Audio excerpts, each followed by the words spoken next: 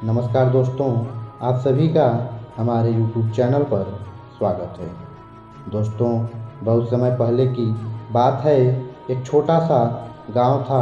उस गांव में एक गुरुजी रहते थे जो काफ़ी ज्ञानी गुरु थे। लोग उनसे दूर दूर से उनके पास उनकी शिक्षाओं को सुनने के लिए आते थे, क्योंकि उनकी कहानियाँ और बातें सभी को जीवन में कठिन परिस्थितियों का सामना करने के लिए प्रेरित करती थी। गुरुजी सभी को यही समझाते थे कि जब हम कुछ बोलने के बजाय चुप रहते हैं, तब हम अपनी ऊर्जा बचाकर सही दिशा में काम कर सकते हैं। एक दिन एक जवान गुरुजी के पास आया। उसकी आंखें गुस्से से लाल थीं और उसके दिल में नाराज़गी भरी हुई थी। उसने गुरुजी से कहा, गुरुजी, मुझे बहुत जल्दी गुस्सा आ जाता है। छोटी छोटी बातों पर मैं लोगों को काफ़ी बुरा भला कह देता हूँ। इस वजह से मेरे रिश्ते खराब हो रहे हैं। गांव के लड़के अब मुझसे बात तक नहीं करते। गुरुजी, मुझे गुस्से पर काबू पाना नहीं आता। कृपया मुझे बताएं कि मैं कैसे अपने गुस्से को काबू में कर सकता हूँ।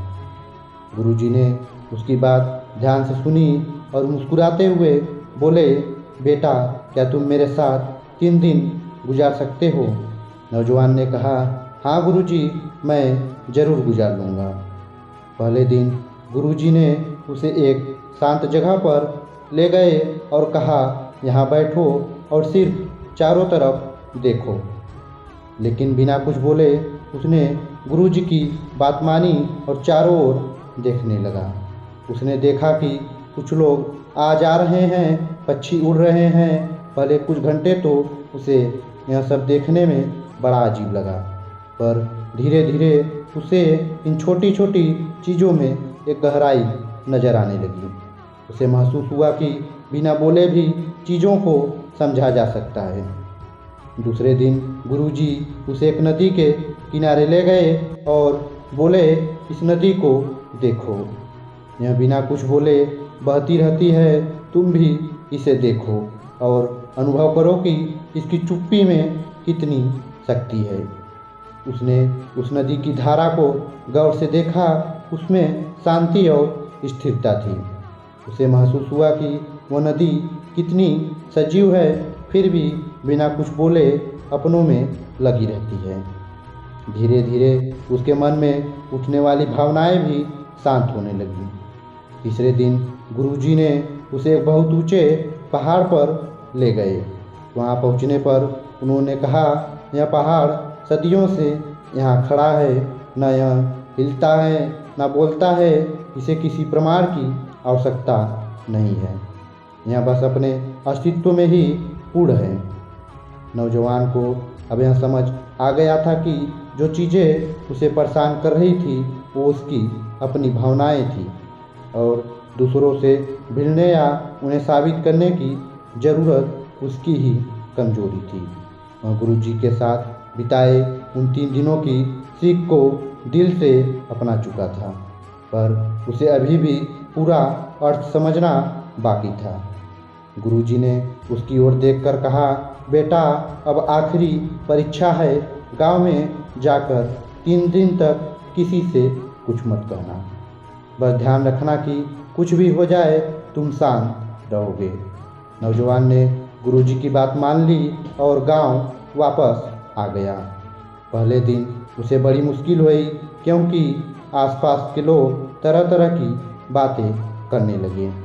किसी ने उसे बेवजह गुस्सा दिलाने की कोशिश की तो किसी ने उसका अपमान किया, लेकिन उसने गुरुजी का आदेश याद किया और वह शांत रहा। दूसरे दिन गांव में कुछ लोग उसे देखकर हंसने लगे और बोले, यह तो अब डरपोक हो गया है। पहले तो हर छोटी छोटी बातों में बहस करता था, अब देखो एक शब्द भी नहीं बोलता। लेकिन नौजवान ने सब सुना और सब बर्दाश्त किया। उसने महसूस किया कि अपनी भावनाओं पर काबू पाना आसान नहीं है। पर धीरे धीरे वो बेहतर महसूस करने लगा। दोस्तों, तीसरे दिन कुछ गांव वालों ने उसे उकसाने के लिए उसके परिवार और उसके काम के बारे में बुरा भला कहना शुरू कर दिया। किसी ने कहा, यह किसी काम का नहीं है, इसके पास ना तो इज्जत है और ना ही मान सम्मान। किसी ने कहा, ऐसे लोग तो समाज पर बोझ होते हैं। इस बार नौजवान का धैर्य टूटने के कगार पर था, पर उसने गहरी सांस ली और कुछ भी बोले बिना वहाँ से चला गया। जब तीसरा दिन समाप्त हुआ तो वह गुरुजी के पास पहुँचा। उसकी आंखों में संतोष था, लेकिन साथ ही एक सवाल भी था।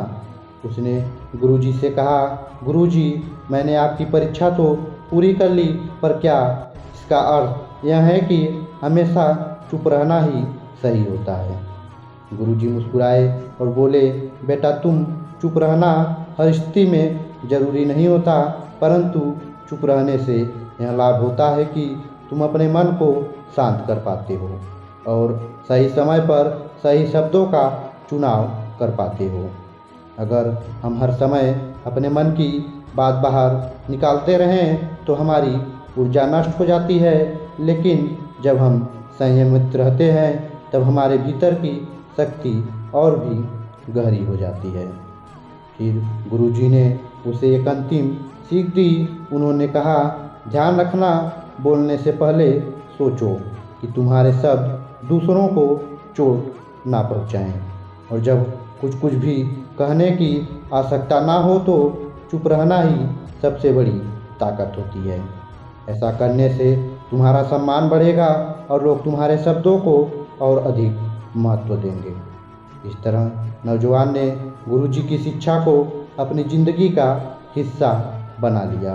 वह अब हर परिस्थिति में चुप रहने की ताकत को समझ चुका था। उसका गुस्सा भी कम हो गया और लोग उसकी इस नई समझ की प्रशंसा करने लगे। तो दोस्तों, आपको यह कहानी कैसी लगी, यह हमें नीचे कमेंट बॉक्स में कमेंट करके ज़रूर बताएं। और साथ ही दोस्तों, अगर आप हमारे चैनल पर पहली बार आए हुए हैं तो हमारे चैनल को भी ज़रूर सब्सक्राइब करें। धन्यवाद।